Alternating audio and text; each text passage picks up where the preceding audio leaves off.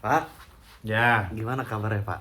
alhamdulillah baik, baik. Baik Pak ya. Alhamdulillah. Pak, saya pengen nanya Pak, kenapa sih kita tuh harus dekat dengan orang-orang soleh atau bergaul dengan orang-orang soleh? Ya, Tapi Pak, jawabannya jangan jawabannya jangan bertemanlah dengan penjual minyak wangi Pak. oh gitu. Gimana jawabannya Pak? Yang Ya, maksudnya yang berteman dengan minyak wangi oke lah, saya terima gitu. ya, Tapi kenapa kita harus berteman dengan orang-orang soleh? ya. Baik, terima kasih. Gini Mi, kira-kira ya, kenapa kita itu harus bergaul sama orang baik? Karena pada dasarnya, sebejat apapun kita itu sebenarnya di dalam hati nurani kita itu sebenarnya ingin baik gitu. Logikanya begitu. Nah, kenapa? Fitrah manusia Pak. Fitrah manusia itu serusaknya bagaimanapun manusia pasti dalam nuraninya itu dia pengen baik sebenarnya. Nah, untuk itu kenapa kita itu harus bergaul dengan orang baik?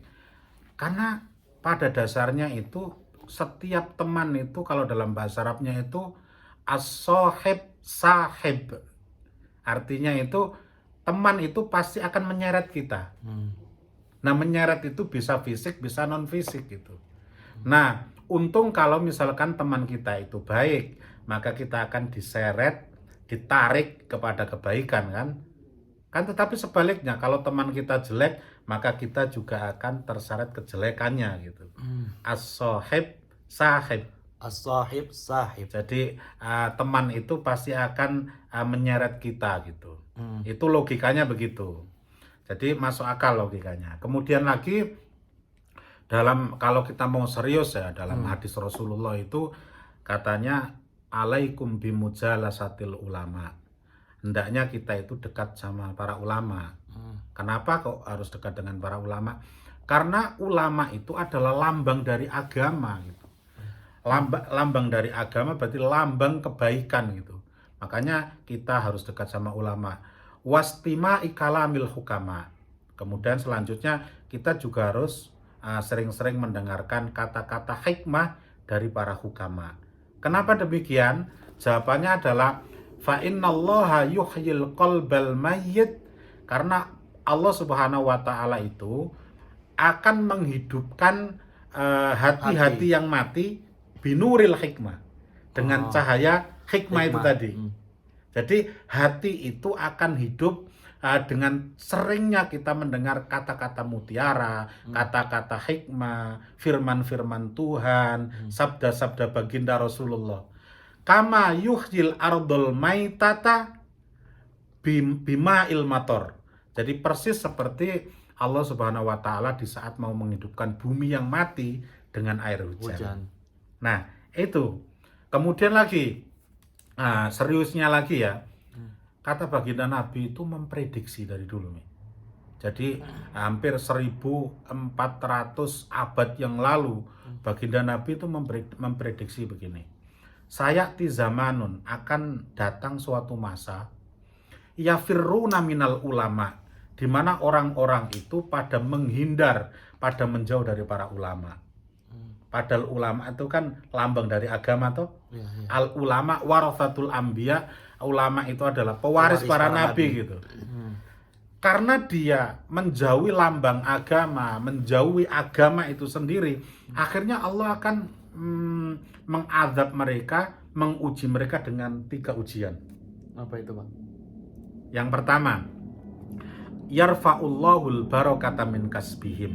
Jadi Allah akan mengangkat keberkahan dari apa yang mereka lakukan, apa yang mereka kerjakan. Contoh, misalkan nih, Fahmi bekerja, dapat uang kan? Dapat uang. Tetapi ketika Fahmi jauh dari agama, maka uang Fahmi tidak akan pernah berkah. Oke. Kemudian misalkan Fahmi bekerja dapat rumah gitu, dapat mobil, dapat segalanya lah. Tetapi ketika seiring dengan bekerja itu Fahmi menjauhi agama dalam arti tidak peduli halal haram dan lain sebagainya, maka pastikan orang yang seperti itu akan diangkat keberkahan dalam hidupnya. Makanya bisa jadi orang itu memiliki semua yang ia inginkan, tapi justru nggak membawa kebahagiaan, tapi malah membawa kesengsaraan. Itu ujian yang pertama. Kemudian sayusallitullahu sultanan jairon. Orang yang jauh dari agama, maka niscaya dia akan dipimpin oleh orang yang zalim kepadanya.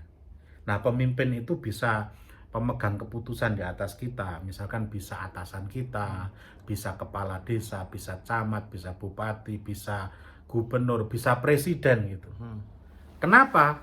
Karena pada dasarnya kita itu akan dipimpin sebagaimana kita. Kalau kitanya baik, maka pemimpin kita akan baik. Kalau kita jelek, pemimpin kita juga jelek. Naudzubillah min dzalik. Bukan kebalikannya Pak, dari kalau pemimpin kita baik, maka kita akan baik. Nah, ketika walaupun pemimpin baik, tetapi rakyatnya itu jauh dari agama tadi, ya sama aja. Karena itu adalah ujian dari Allah, sebab jauhnya kita dari agama. Okay. Nah, lanjutannya lagi yang sangat ngeri sekali itu, Mi. Katanya itu ini, saya khurujuna minad dunya bighairi imanin.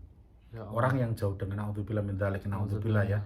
Jadi ketika orang itu semakin jauh dari agama, jauh dari para ulama, maka mereka akan meninggal dalam kondisi tidak membawa iman.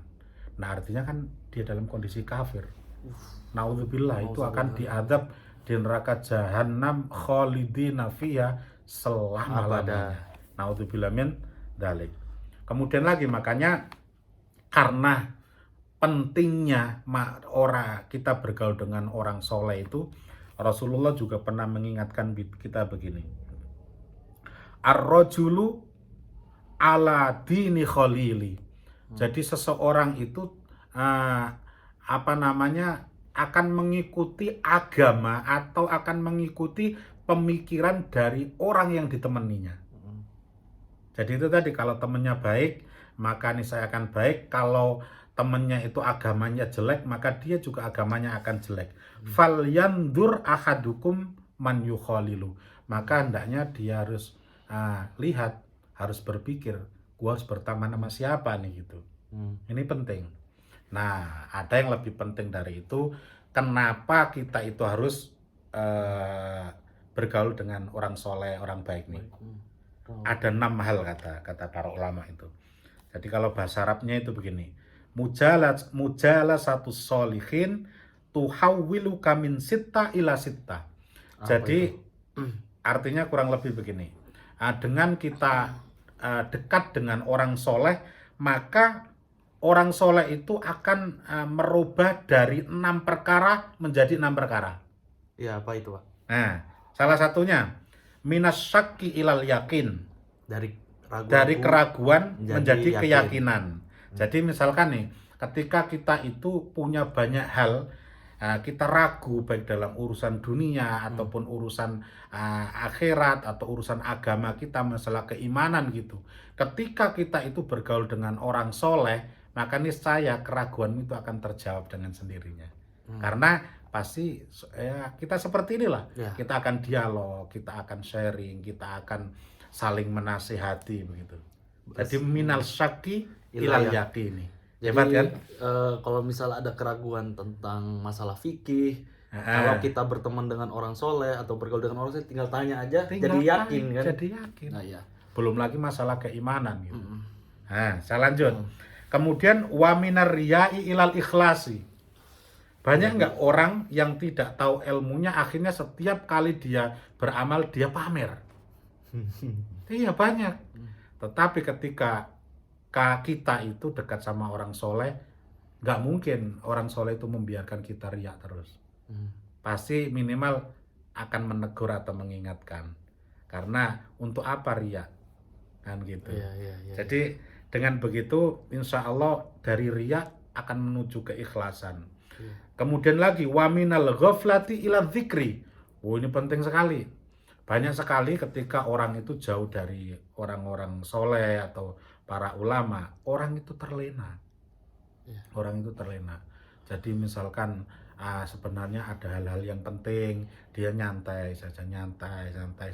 Akhirnya sampai habis waktunya itu the time is over gitu kan. Time is over itu udah nggak ada waktu lagi. karena dia terlena gitu. Tapi ketika kita itu dekat sama orang soleh, orang baik, insya Allah akan merubah dari ghaflah tadi ilal dzikr, Zikr. pada suasana yang kita ingat terus gitu. Oh ternyata kita nggak boleh terlena ya, kita harus begini ya.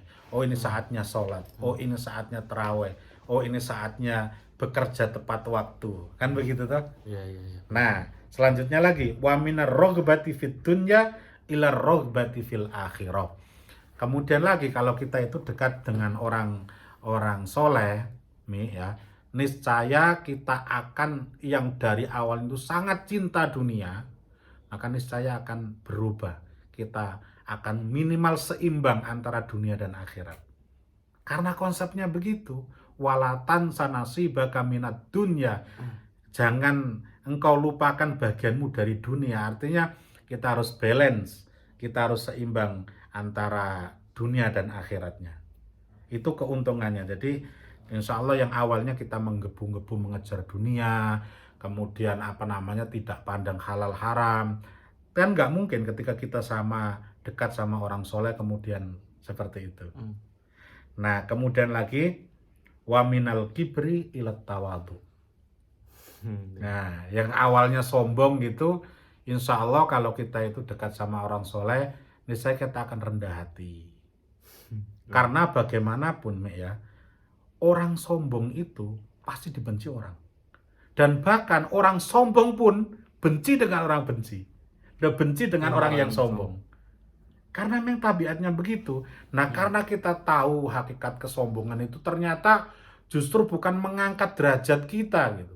Tapi justru malah menjatuhkan kita. Nah, kita tahu itu dari mana? Dari orang soleh. Dari orang-orang alim gitu. Kemudian wa min su'in niyati ilan nasihati. Dari niat yang jelek kepada niat yang baik. Kenapa di sini nasihat itu disebut kebaikan? Karena nasihat sendiri itu artinya adalah iradatul khairi lil ghairi. Berharap kebaikan untuk orang lain. Nah, ini tadi subhanallah, ternyata insya Allah kalau kita itu dekat dengan orang-orang soleh, kehidupan kita akan semakin teratur, kehidupan kita itu akan semakin tertata. Dan kalau kehidupan kita sudah teratur, sudah tertata, tepat waktu, niscaya kehidupan kita akan semakin berkualitas lagi. Itu hebatnya. Saya baru menyadari, Pak. Ya, Maksudnya ya. orang soleh itu Allah naikkan derajatnya dengan berwibawa, Pak. Ya. Maknanya gimana, Pak? Jadi ketika kita bergaul dengan orang soleh, nggak mungkin maksudnya saya ngomong kasar depan bapak, Ya. atau saya ngomong kasar di depan presiden sama kayak ngomong kasar di depan presiden. Ya. Jadi maksudnya salah satu contohnya itulah, maksudnya nggak pantas lah kepada kiai, kepada ustadz di depan itu ngomong kata-kata kasar gitu kan. Iya, karena sesuai dengan auranya gitu. Aura ya. Sesuai dengan aura. Ketika kita itu dekat dengan siapa tadi, misalkan orang ahli komputer misalkan, pasti nanyanya mengenai komputer. Kalau kita itu dekat dengan orang yang ahli bahasa Inggris, pasti kan nanyanya pasti kan masalah grammar gitu. Ya. Tapi ketika kita itu dekat dengan orang-orang alim, dengan orang soleh, kan nggak mungkin nanya yang begitu. Jadi sesuai dengan magnetnya, sesuai dengan auranya masing-masing. Secara tidak langsung, Pak, bergaul dengan orang-orang soleh itu menambah positif kepada diri kita sendiri gitu. Iya. Kan tadi saya bilang, semakin kita itu banyak bergaul dengan orang soleh, kemudian kita itu suka, cinta sama orang soleh, niscaya kehidupan kita akan tertata. Dan kalau kehidupan kita sudah tertata, berarti kan kualitas diri kita juga akan berkembang. Nah, bagaimana menyikapi kayak misalnya gini, kamu ketika mencari teman jangan pilih-pilih teman. Ketika kamu bergaul jangan pilih-pilih. Nah, itu maksudnya gimana tuh, Pak? Betul. Jadi sebenarnya kita itu dalam mencari teman nggak boleh pilih-pilih. Tapi pasti ada tapinya dong. Ada tapi misalkan begini. Ketika istilahnya begini, ketika kita itu punya teman, kemudian tidak pengaruhnya itu sangat negatif bagi kita. kan justru beban sama kita. Justru beban sama kita. Makanya apa namanya istilahnya, kalau teman itu sudah menjadi beban bagi kita dan sudah tidak bisa mengangkat apa istilahnya itu untuk meningkatkan kemampuan kita, untuk apa gitu? Untuk apa? Makanya begini, ada konsep itu begini. Kalau Anda berteman dengan orang dan dia lebih mempengaruhi Anda masalah kebaikan, maka ikuti teman itu. Tetapi ketika Anda bergaul dengan seseorang, kemudian Anda tidak bisa mempengaruhi dan justru terpengaruhi kejelekannya, Anda nggak bisa ini nih melawan dia nih, justru Anda yang tertular kejelekannya. Untuk apa? Itu menyengsarakan Anda gitu. Nah, maka dari situ biar nggak berlanjut, pengaruh negatifnya lebih banyak, maka lebih baik lebih baik kita hentikan saja gitu. Oh, jadi nasihat ini juga berlaku untuk orang-orang soleh. Ya, buat orang soleh juga. Orang soleh. Apa namanya? Kalau di dalam Al-Qur'an itu wa idza khotabahumul jahilun qalu salama. Oke. Ya, apabila kalian berjumpa dengan orang-orang bodoh yang pengaruhnya luar biasa, kemudian kita nggak mampu melawan itu, tinggalkan itu gitu kan. Gitu ya kira-kira ya. Nah, kalau prinsip ini kita pegang, kita dekat sama orang soleh, insya Allah pasti akan manfaat hidup kita. Amin, Wallahu amin, a'lam amin. bis. Mantap Pak, mantap.